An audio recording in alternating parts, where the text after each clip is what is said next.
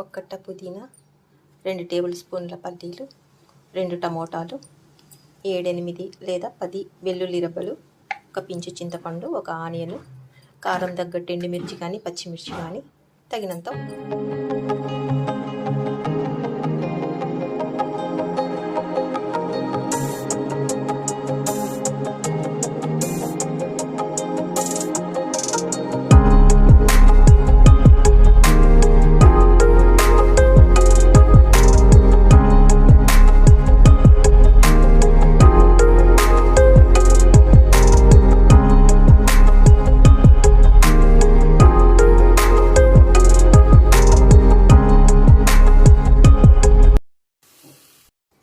అన్నీ కొద్దిగా ఆయిల్ వేసి వేయించాలండి.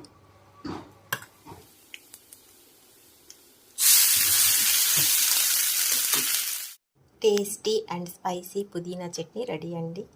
ఒకసారి ట్రై చేసి చూడండి.